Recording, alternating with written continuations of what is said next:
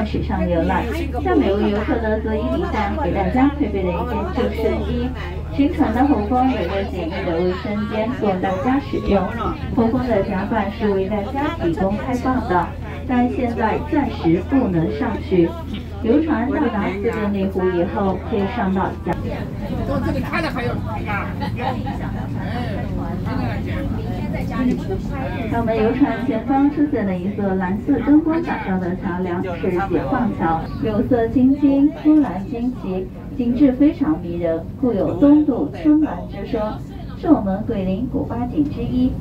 现在的这座桥是在1999年的时候重新修建，2001年9月是经过兴安林渠的时候，是被林渠三七分水，相离2字各加上3点水。北去的就是湖南的湘江，南来的就是我们桂林的漓江。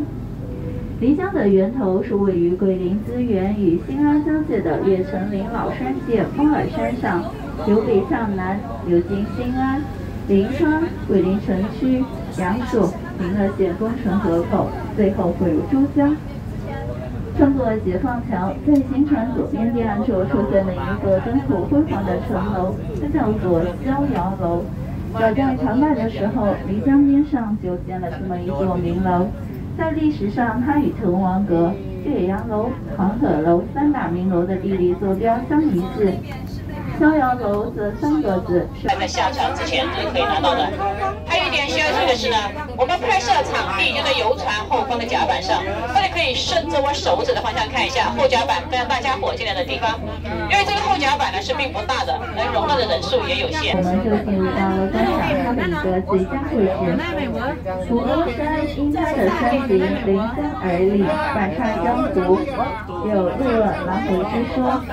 相传每当桂林漓江发大水的时候，汹涌而来的江水来到它的山脚下，就会平缓下来，有湖光明亮的说法，因此得名为湖沟山。关于湖沟山名字的由来，还有另外一个说法，就是相传在东汉年间，吴国将军马援南征安南的时候途经桂林，当时就在这个山上试箭，一箭射穿了4座山。第一座是我们桂林市的川山，第2座是旗沟子的高峰，第3座就是阳朔桃源村的月亮山。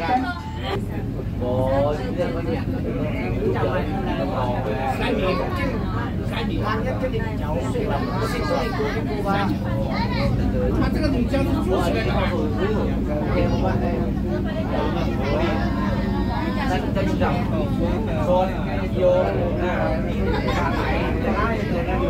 来欣赏。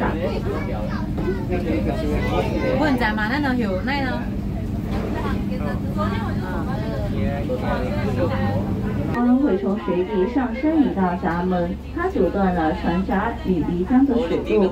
我们就是连人带船带水，在一个密封的大水塘子里面，也就是一个装满水的大水箱。在船闸2边墙壁上，每边有20根的钢绳，绳子的上面连接着4排。Nè, anh đừng có cho béo, đừng nọ cho béo à. Đây này.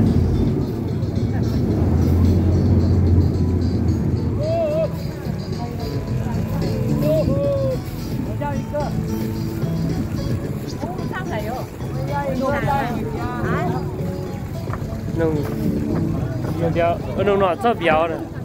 Cô quả như cái nhiều khi qua rồi tôi chỉ được thằng này.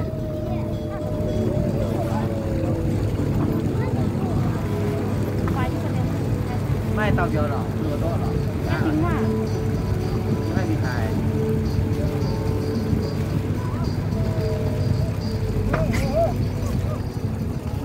你走的太厉害了，你跟我表看着。